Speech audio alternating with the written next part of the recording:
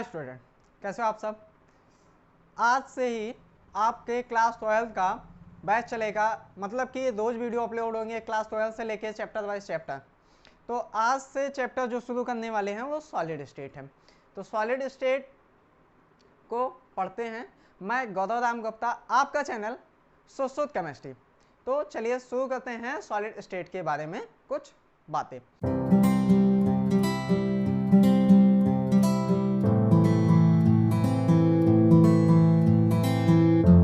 तो solid state, हम solid किसे कहते हैं कि जिसका शेप और वॉल्यूम क्या हो, डेफिनेट हो, कि उसका आकार और आयतन निश्चित हो। सेकंड, हम ये कह सकते हैं कि सॉलिड में जो मॉलिक्यूल्स हैं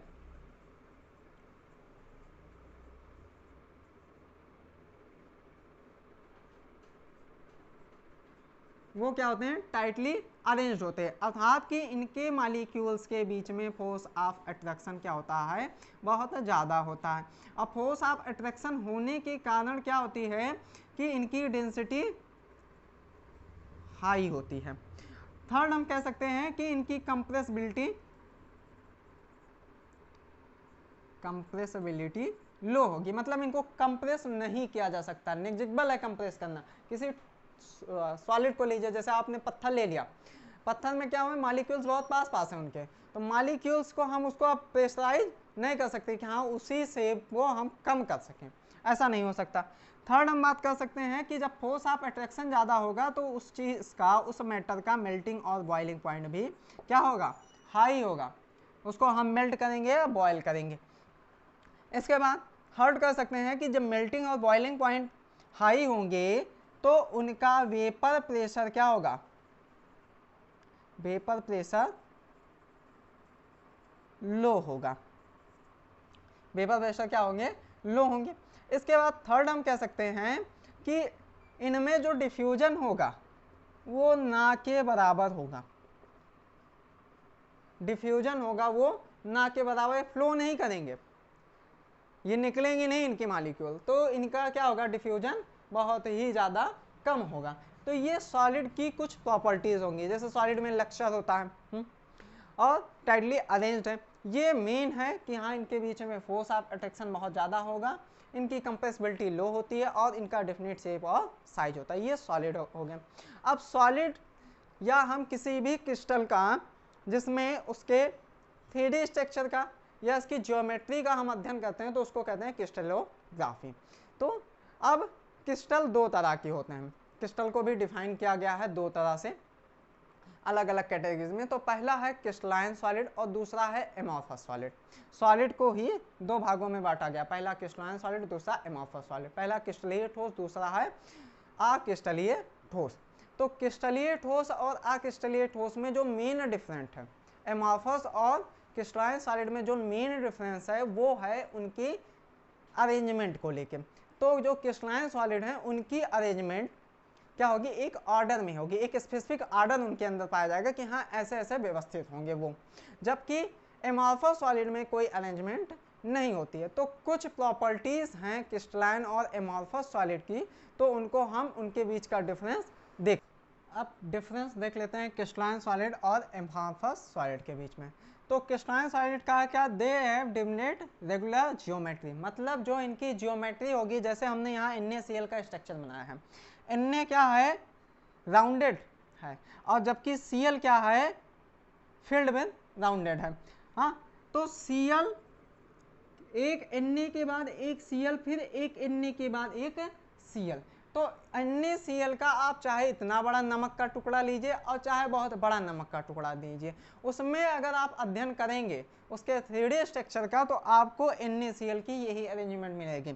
मतलब कि अगर इसको हम एक Na कह रहे हैं तो एक Na के चारों तरफ 4 Cl और एक Cl के चारों तरफ, एक Cl मान लेते हैं, 4 Na आपको उसमें देखने को मिलेंगे। ये नमक की हम बात बता, इसी तरह के Cl या जितने भी सॉलिड है उसमें क्रिस्टलीय सॉलिड में हम बात करते हैं।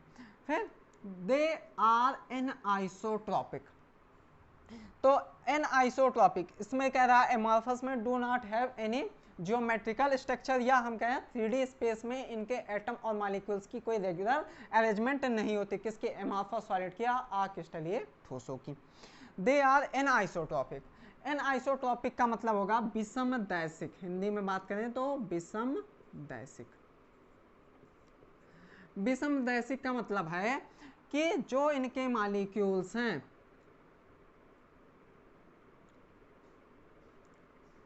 ये अलग अलग तरफ से, जैसे हम इधर से देखें, ठीक, तो इधर से देखने पे हमें क्या मिल रहा है, एक Cl फिर एक Cl, और इधर से क्या, एक इन्ने एक इन्ने एक इन्ने, मतलब हम एक रोड से जा रहे हैं, एक तरफ हमें Cl मिल रहा, दूसरी तरफ हमें इन्ने मिल रहा। चलिए उसी के अंदर फिर हम दूसरी तरफ से चलते हैं, तो देखिए एक इन्ने मिला, फिर एक Cl, फिर एक इन्ने, फिर एक Cl, फिर एक इन्ने, एक Cl, एक इन्ने। अब यहाँ पे क्या हुई, अब तो डायरेक्शन हमने चेंज किया, तो डायरेक्शन चेंज करने प्रॉपर्टीज भी चेंज हो रहा है। प्रॉपर्टीज कैसे चेंज हो रही है, यहाँ हमें Na मिल रहा, फिर Cl मिल रहा, जबकि इधर से हमें चल रहे थे तो केवल Cl Cl Cl या केवल Na आयन ही मिल रहे थे। तो प्रॉपर्टीज चेंज है, तो डिफरेंट डायरेक्शन से जब प्रॉपर्टीज इनकी डिफरेंट होती है तो उसको कहते हैं एनआइसोट्रॉपिक कंडीशन। जैसे AgI में हम बात कर लें, AgI जो हमारा कंपाउंड है, उस समय Ag की तरफ से चलेंगे तो हमें पॉजिटिव मिलता है इलेक्ट्रोस्टैटिक में, और I की तरफ से चलते हैं तो निगेटिव वैल्यू मिलती है। जो उनका स्ट्रक्चर है उसमें अगर हम I की तरफ से इलेक्ट्रोस्टैटिक हम एनालिट करते हैं तो निगेटिव हमें मिलता है, जबकि Ag की तरफ से पॉजिटिव मिलता है। अब आइसोटॉपिक इसमें कैसा हो गया, मतलब कि समान दिशाओं से समान दिखा, तो एमॉर्फस सॉलिड कह रहा है कि इनकी कोई रेगुलर अरेंजमेंट है ही नहीं। तो रेगुलर अरेंजमेंट जब नहीं है तो इनके मॉलिक्यूल्स कुछ ऐसे ऐसे बिखरे हुए होते हैं, ठीक, मान लेते हैं ऐसा। तो रेगुलर अरेंजमेंट नहीं है यहाँ पे, डिसकंटिन्यूअस होके कहीं भी कोई भी मॉलिक्यूल है। तो जैसे मेले में आप जाओगे तो मेले में क्या होता है कि पुरुष और स्त्री जिधर से भी देखोगे लगभग समान दिशाओं से समान ही दिखाई देंगे। जबकि किसी आप परेड में जाइए, वहां एक पुरुष की लाइन लगी हो और एक महिला की लाइन लगी हो, तो वहां अगर हम डायरेक्शन चेंज करेंगे तो उनकी जो संख्या है कि एक तरफ पुरुष पुरुष दिखाई दे रहे, एक तरफ महिला महिला दिखाई दे रही, वो इसका स्ट्रक्चर ही है, इसको हम परेड मान लेते हैं। और जबकि इसको हम किसी का भीड़ मान लेते हैं, जैसे बच्चे हैं, लंच होता है, खेलने निकलते हैं, तो बच्चे मिक्स हो जाते हैं। अब जिधर भी डायरेक्शन से देखेंगे हमें बच्चों में लड़कों और लड़कियों की संख्या लगभग समान होगी। तो इधर जिधर से भी हम देखते हैं मॉलिक्यूल्स, जो 2 मॉलिक्यूल्स या 3 मॉलिक्यूल से कोई भी कंपाउंड मिला है, मिलकर बना हुआ है, उनकी प्रॉपर्टीज लगभग सेम आती है, वो मॉलिक्यूल्स एक अरेंजमेंट में दिखाई देते हैं। लेकिन इस तरफ अगर हम एक ही तरफ से देखेंगे तो उनका कोई अरेंजमेंट नहीं होता है। तो परेड और मेला या भीड़ से आप इन दोनों को एनआइसोटॉपिक और आइसोटॉपिक को बहुत अच्छे से समझ सकते हो। अगर आइसोटॉपिक आप समझ गए तो एनआइसोटॉपिक समझने में आपको कोई दिक्कत नहीं होगी। सेकंड कह रहा है ट्रू सॉलिड होते हैं, ठीक, और इसको कह रहा है पिसूडो सॉलिड होते हैं, ये मतलब द्रव नहीं होते हैं, इनको सुपर कोल्डेड द्रव भी कह सकते हैं, सुपर कोल्डेड लिक्विड। जैसे हम एक उदाहरण आपको दे देते हैं, एग्जाम्पल इसका हो सकता है कांच, या हम कह सकते हैं लेड। कांच, आप लोग किसी पुराने बंगले में चले जाओ, भूतिया महल, भूतिया महल में जाओ, रात में मत जाना, तो वहाँ के शीशों को, पुराने शीशों को आप देखोगे जो धूप जिस पे लगातार पड़ती हो, वो शीशे क्या होंगे, ऊपर पतले मिलेंगे और नीचे आपको मोटे मिलेंगे। तो धीरे धीरे उसमें फ्लो का नेचर है, मतलब धीरे धीरे वो फ्लो हो रहे हैं, वो जो है वो लिक्विड का है फ्लो करना, तो बहुत ही ठंडा करके वो देखो सुपर कोल्डेड, मतलब बहुत ही ज़्यादा अतिशीतित द्रव, जिसको हिंदी में कहेंगे हम लोग, सुपर कोल्डेड लिक्विड को हिंदी में क्या कहेंगे, अतिशीतित द्रव। तो इनको हम सुपर कोल्डेड लिक्विड भी कह सकते हैं और पिसूडो सॉलिड। लॉन्ग रेंज ऑर्डर में होंगे, तो पहले ही हमने बता दिया कि ये इनका इतना बड़ा मॉलिक्यूल लीजिए, क्रिस्टलाइन सॉलिड का, या बहुत बड़ा सा पहाड़ भी ले लीजिए तो उसमें आपको ऑर्डर NaCl का यही मिलेगा। एक Na के चारों तरफ 4 Cl और 4 एक Na के चारों तरफ 4 Cl और 4 Cl और 4 Cl के चारों तरफ 4 Na। दे हैव सिमेट्री, मतलब इनमें plane of symmetry, axis of symmetry या सेंटर ऑफ सिमेट्री पाई जाती, लेकिन इसमें कोई भी सिमेट्री नहीं पाई जाती। कह रहा डिसकंटिन्यूअस कोल्डेड ग्राफ। तो डिसकंटिन्यूअस कोल्डेड ग्राफ क्या है ये आपको हम समझा देते हैं, इसको मिटा दें।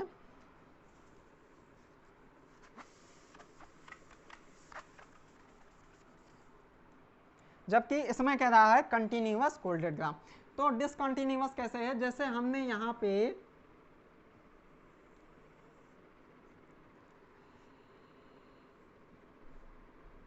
0 डिग्री सेल्सियस ले लिया, इधर जाने पे क्या हो जाएगा, टेम्परेचर बढ़ेगा। तो यहाँ पे क्या है, कोई भी बर्फ रखा हुआ है, तो वो बर्फ को हम जैसे जैसे टेम्परेचर बढ़ाएंगे, जब तक बर्फ जैसे मान लीजिए 25 डिग्री सेल्सियस पे आते आते लिक्विड हो गया। अब लिक्विड में जब तक पूरा बर्फ नहीं बदल जाएगा तब तक वो अपना स्टेट नहीं चेंज करेगा। फिर उस बर्फ को हम क्या करें, गर्म करें और 100 डिग्री सेल्सियस पे पहुंचा दें। तो जब तक पूरा पानी 100 डिग्री सेल्सियस में नहीं पहुंच जाएगा तब तक वो क्या करेगा, भाप में नहीं बदलेगा। तो ये स्टेप, जब तक एक स्टेप में पूरा वो सिस्टम कन्वर्ट नहीं हो जाता तब तक वो फेज चेंज नहीं करते। तो इनका जो ग्राफ बनता है, इधर करते हैं फेज चेंज।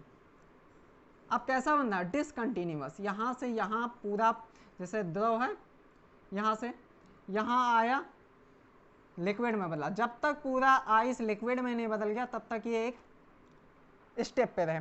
फिर एक लिक्विड क्या हुआ कि धीरे धीरे को गर्म करते, जब तक उस 100 डिग्री सेल्सियस पे पहुंचा, जब तक पूरा पानी 100 डिग्री सेल्सियस पे नहीं पहुंच जाएगा तब तक वो किस में नहीं कन्वर्ट होगा, वेपर में।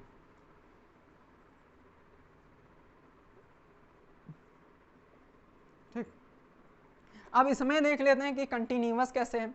जैसे आप लोग रबड़ या मोम देखते हो, रबड़ या फिर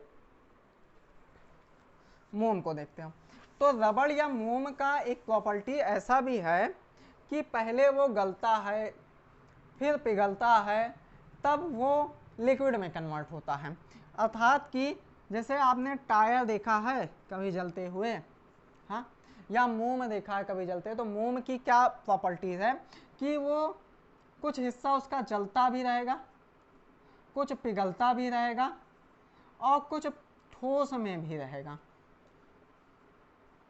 जैसे जैसे उसका टेम्परेचर हम बढ़ाएंगे।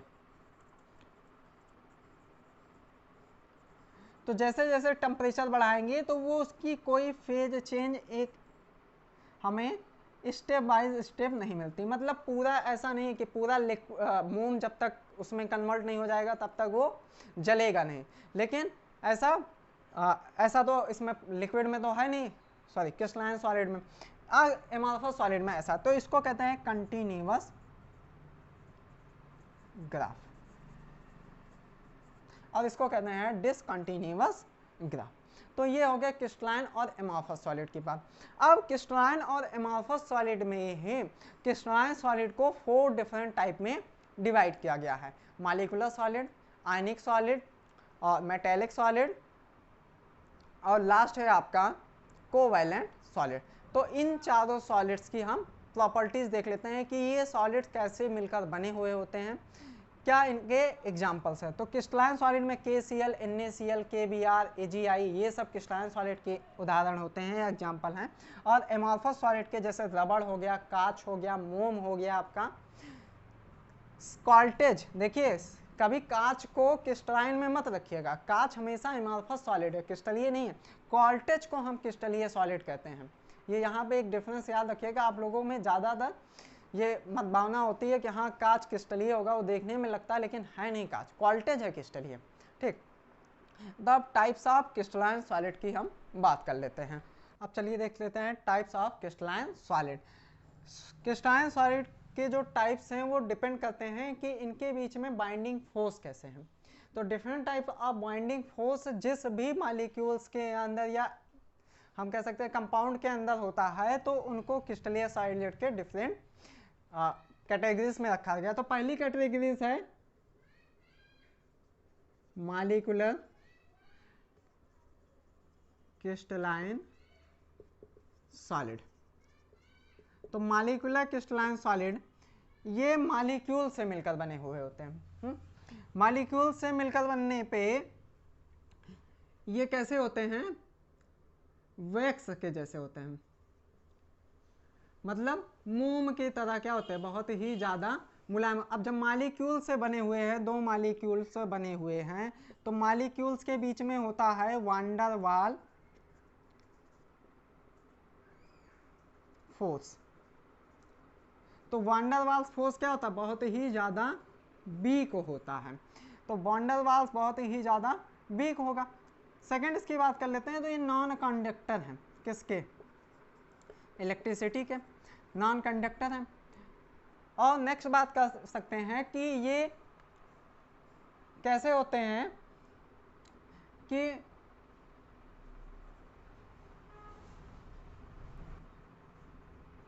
पोलर एंड नॉन पोलर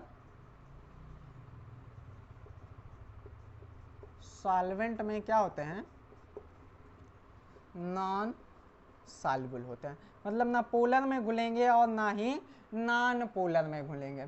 तो जैसे इनके उदाहरण हो सकते हैं I2HE, सॉलिड SO2,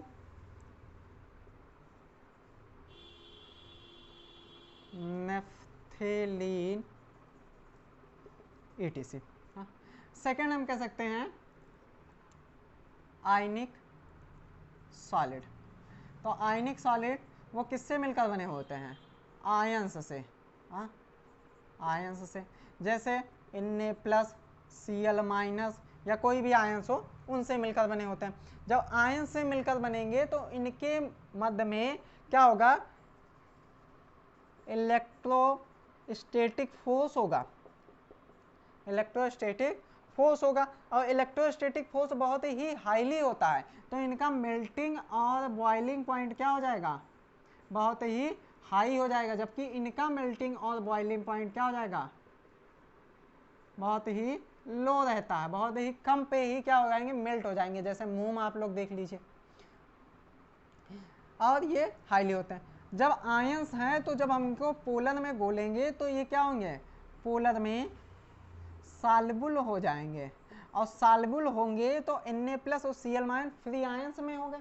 जब फ्री आयंस में हो गए तो क्या हो जाएंगे, इलेक्ट्रिसिटी के कंडक्टर हो जाएंगे। लेकिन इन एक्वस फॉर्म में ही क्या होंगे, NaCl कंडक्टर होंगे। अब ये क्या सॉलिड में, हम सॉलिड में रख के उसमें करंट लगाएं और NaCl उस पार चला जाए, उस एंड तक, किसी नेक्स्ट एंड तक चला जाए, तो ऐसा नहीं होगा। केवल एक्वस फॉर्म में ही क्या कहते हैं, आयंस अलग अलग होते हैं, फ्री आयंस में होते हैं, तभी ये इलेक्ट्रिसिटी को कंडक्ट कर पाते हैं। सेकेंड है आपका, सॉरी थर्ड है आपका मेटेलिक सॉलिड। मेटेलिक सॉलिड, तो ये मेटल से मिलकर बने होते हैं, मेटल्स अब्रों से या मेटल्स इलेक्ट्रॉनों से। तो मेटल से बनने होने के कारण ये क्या होते हैं, इनके बीच में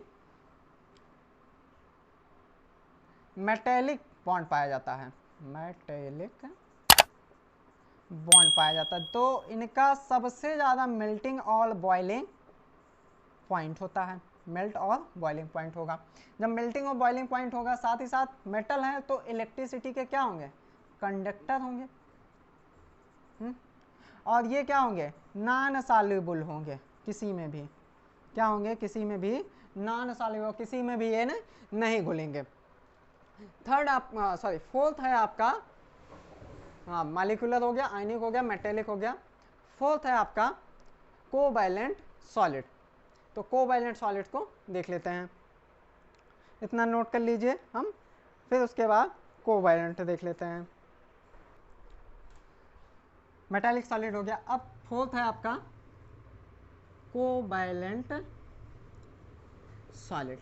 तो कोवैलेंट सॉलिड जो होते हैं वो एटम से मिलकर बने हुए होते हैं। तो एटम से मिलकर बने होने के कारण क्या होता है कि इनके बीच में कोवैलेंट बॉन्ड पाया जाता है, कोवैलेंट बॉन्ड होगा। तो कोवैलेंट फोर्स या सहसंयोजक बंध होने के कारण ये जो होते हैं क्या होंगे, नॉन कंडक्टर होंगे, किसके, इलेक्ट्रिसिटी के, बस के नहीं होंगे, ठीक, नॉन कंडक्टर होंगे। साथ ही साथ इसमें एक्सेप्शन है एक आपका ग्रेफाइट। ये ग्रेफाइट जो है आपका मॉलिक्यूल से ही मिलकर बना होता है, कोवैलेंट सॉलिड में ही आता है, लेकिन ग्रेफाइट इलेक्ट्रिसिटी या एनर्जी का कंडक्टर है। इसमें कह सकते हैं कि ये नॉन पोलर और पोलर एंड पोलर किसी में भी नहीं घुलेंगे, ठीक, तो किसी में भी नहीं घुलते, नॉन पोलर और पोलर। तो इनका मेल्टिंग और बॉइलिंग पॉइंट क्या होता है, बहुत ही ज़्यादा हाई होता है, मेल्टिंग और बॉइलिंग पॉइंट। और इसमें उदाहरण जैसे आपका हो गया SiO, सिलिका, या फिर हम क्या SiC, सिलिकॉन कार्बाइड।